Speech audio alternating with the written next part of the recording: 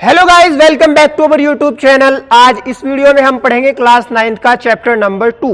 Chapter 2 है हमारा polynomial यानी कि बहुपद।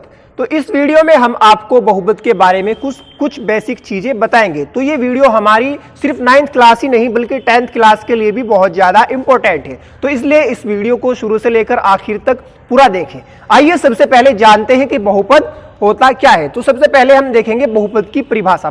सबसे पहले देखते हैं बहुपद। जैसे कि हमें नाम से ही पता चल रहा है, बहु का मतलब होता है एक से अधिक, यानी जहां पर एक से अधिक पद होंगे। तो इसकी परिभाषा इस प्रकार है, px बराबर a0 plus a1x plus a2x square a3x की घात 3 और an x n तक, यानी कि घात n तक, संख्याएं n तक, अनंत तक जो होगा के प्रकार, यानी इस प्रकार का जो फलन जहां a1 a2 a3 an क्या है, वास्तविक संख्याएं हैं। an बराबर 0 नहीं है, यानी n जो है x की घात, जो सबसे बड़ी घात यहां पर लास्ट में आ रही है, x की घात 0 नहीं है। और n क्या है, एक ऋणेतर पूर्णांक। ऋणेतर होता है जो 0 से बड़े जितने भी हमारे पूर्णांक है सब ऋणेतर पूर्णांक है। वास्तविक संख्याओं पर चर x के बहुपद कहलाते हैं। तो ये हमारी जो परिभाषा है ये गणितीय भाषा में है।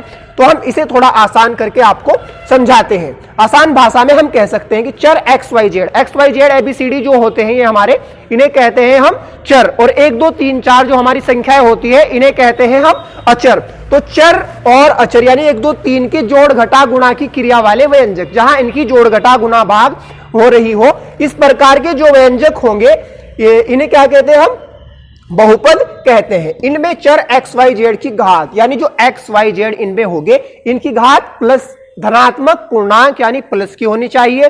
पूर्णांक का मतलब जो पूरा अंक होता है पूरी होनी चाहिए, यानी घात ना तो बटे में हो और ना ही माइनस में हो। जैसे यहां पर हम देखते हैं, यहां पर क्या लिखा हुआ है, 3x की घात 1/2 प्लस 5। तो ये बहुपद नहीं है, क्योंकि यहां पर क्या है, x की घात बटे में है, तो इसका मतलब ये बहुपद नहीं है। ऐसे ही यहां हम देखते हैं 4x की घात -3 और 2x स्क्वायर, 2x की 2, तो यहां पर ये x की घात क्या है, माइनस में है, तो ये भी बहुपद नहीं है। यहां पर क्या है, x की घात बटे में है, 3/4 है x की घात, इसका मतलब ये भी बहुपद नहीं है। तो जहां पर घात बटे में होगी या माइनस में होगी x y z की, वहां पर क्या होगा, बहुपद नहीं होगा। बहुपद के लिए क्या है, जो हमारा x y z है इसकी घात ना तो माइनस में हो और ना ही बटे में हो, यानी पूरी इसकी घात हो। यहां पर हम देख सकते हैं इसकी घात क्या है, 4x की घात 2, यहां पर पूरी घात है और प्लस में है, तो उसका मतलब ये बहुपद है। यहां पर भी घात पूरी है, ये भी बहुपद है। यहां पर भी x की घात प्लस का पूर्णांक है यानी धनात्मक पूर्णांक, यहां पर भी हमारा क्या है, ये बहुपद है। अब आता है हमारा बहुपद का मानक रूप। मानक रूप क्या होता है, हम बहुपद को x की घातों के आरोही यानी कि बढ़ते क्रम या अवरोही यानी कि घटते क्रम में लिखते हैं, इसे बहुपद का मानक रूप कहते हैं। बहुपद का मानक रूप क्या होता है, घातों के घटते या बढ़ते क्रम में लिखने को क्या कहते हैं, हम मानक रूप कहते हैं। जैसे हमारे पास है 4x की घात 2, 8x की 3 और 9x, तो ये मानक रूप में नहीं है। तो इसका मानक रूप क्या होगा, जो सबसे बड़ी घात है उसे हमने पहले लिख ली, 8x की 3 प्लस 4x की 2 प्लस 9x, तो हमने किस क्रम में लिखा, घटते क्रम में इसको लिख लिया। ये क्या कहलाएगा, इसका मानक रूप, घटते क्रम में लिखना। बढ़ते में भी हम इसको लिख सकते हैं, 9x प्लस 4x की 2 प्लस 8x की 3, तो ये भी क्या कहलाएगा, ये भी मानक रूप है और ये भी क्या है, मानक रूप। अब एक और एग्जांपल हम आपको देते हैं, यहां लिखा है 4x प्लस 5x की 8 प्लस 3, तो ये क्या है, मानक रूप में नहीं है। इसे मानक रूप में कैसे लिखेंगे हम, सबसे पहले या तो हमें लिखनी है सबसे बड़ी घात या लिखनी है सबसे छोटी घात। तो यहां पर क्या है, सबसे बड़ी घात क्या है, 5x की 8, ये क्या है, सबसे बड़ी घात। फिर उससे कम यानी 4x, फिर 3, तो यहां पर क्या हो गया, ये हमारा मानक रूप में हो गया। इसे हमने लिखा घटते क्रम में। तो हम घटते क्रम में भी लिख सकते हैं, बढ़ते में भी। ये घटते क्रम, घातों के घटते क्रम या बढ़ते क्रम को मानक रूप कहा जाता है। इसके बाद आता है बहुपद के प्रकार, यानी बहुपद कितने प्रकार के होते हैं। तो बहुपद के प्रकार हमारे पास, सबसे पहले आते हैं बहुपद के प्रकार में हमारे पास एक पदी बहुपद। ऐसे बहुपद को जिसमें केवल एक पद हो, एक पदी बहुपद कहते हैं। तो जिस बहुपद में केवल एक ही पद हो, सिर्फ एक ही पद हो, उसे कहेंगे हम एक पदी। जैसे हम देख सकते हैं ये क्या है, एक पद है, ये कहलाएगा एक पदी। ये बहुपद क्या होगा, एक पदी। तो ये सभी हमारे बहुपद एक पदी हैं।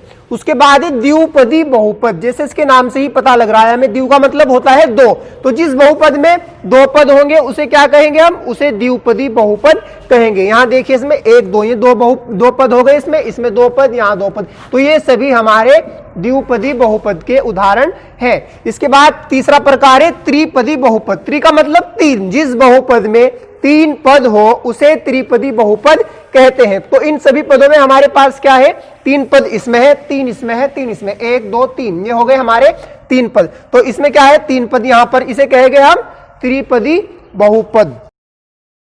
इसके बाद आता है हमारा शून्य बहुपद। ऐसा बहुपद जिसमें सभी पद शून्य हो उसे शून्य बहुपद कहते हैं, यानी जिसमें सारे ही पद हमारे जीरो होंगे उसे कहेंगे हम शून्य बहुपद। जैसे यहाँ क्या है, 0x² प्लस 0x प्लस 0, तो इसके सभी पद क्या है, यहाँ पर ये भी जीरो हो जाएगा, ये भी, तो ये हो जाएगा हमारा शून्य बहुपद। ये दोनों क्या है, शून्य बहुपद के उदाहरण है।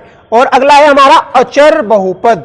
अचर का मतलब जैसे इसके नाम से ही पता चलता है, अचर होता है 1 2 3 4, जो हमारी जितनी भी संख्याएं हैं इन्हें कहते हैं हम अचर। तो जिसमें ये यहाँ पर 2 3 -7 5 ये खाली संख्या है, दो ये क्या है, ये अचर बहुपद के आदि सब क्या है, ये अचर बहुपद के उदाहरण है। इनमें x होता है लेकिन हमें दिखाई नहीं देता, क्योंकि यहाँ पर इनमें क्या होता है, x की घात इनमें 0 होती है। जहां पर भी x की घात 0 होगी उसका मान होगा 1, किसी की भी घात 0 का मान 1 होता है। तो यहाँ पर क्या है, 2x की घात 0, यानी इसका मान क्या होगा, यहाँ पर 1 होगा, ये हमारा 2 बन जाएगा। तो जो हमारे अचर बहुपद होते हैं उनमें x की घात 0 होती है। ये हमारे सब अचर बहुपद के उदाहरण है। इसके बाद आता है बहुपद की घात। एक बहुपद में चर यानी कि x y z की सबसे बड़ी घात को ही बहुपद की घात कहा जाता है। यानी जहां पर हमारे पास बहुपद लिखा हुआ होगा उस बहुपद में जो सबसे बड़ी घात होगी उसे ही हम बहुपद की घात कहेंगे। जैसे यहां पर ये बहुपद लिखा 3x की 2 प्लस 4x की 3 5x की 7 3, तो इसमें क्या है, यहां पर इस बहुपद में हमें यहां पर घात सबसे बड़ी क्या दिखाई दे रही है, 7। तो इसका मतलब इस बहुपद की घात क्या होगी, 7 होगी। ऐसे ही यहां पर इस बहुपद में सबसे बड़ी घात हमें 3 दिखाई दे रही है, तो इस बहुपद की घात क्या होगी, हमारे पास 3 होगी। हम यहां लिखेंगे 3x प्लस 5x की 7 प्लस 4x की 9। तो इसमें क्या है, सबसे बड़ी घात हमें 9 दिखाई दे रही है, तो इसकी घात क्या होगी, इसकी घात 9 होगी। तो जहां पर सबसे बड़ी घात x y z की जो होगी उसे ही हम बहुपद की घात कहेंगे। इसके बाद आता है हमारा रेखिक बहुपद। रेखिक बहुपद कहते हैं हम एक घात वाले बहुपद को रेखिक बहुपद कहते हैं, यानी जिस बहुपद की बड़ी से बड़ी घात यानी 1 हो उसे कहेंगे हम रेखिक बहुपद। जैसे यहां पर क्या है, x की घात कितनी, यहां पर 1 है, यहां 1 है, यहां u की घात कितनी 1, यहां y की घात कितनी 1, तो इसका मतलब ये सारे हमारे रेखिक बहुपद है।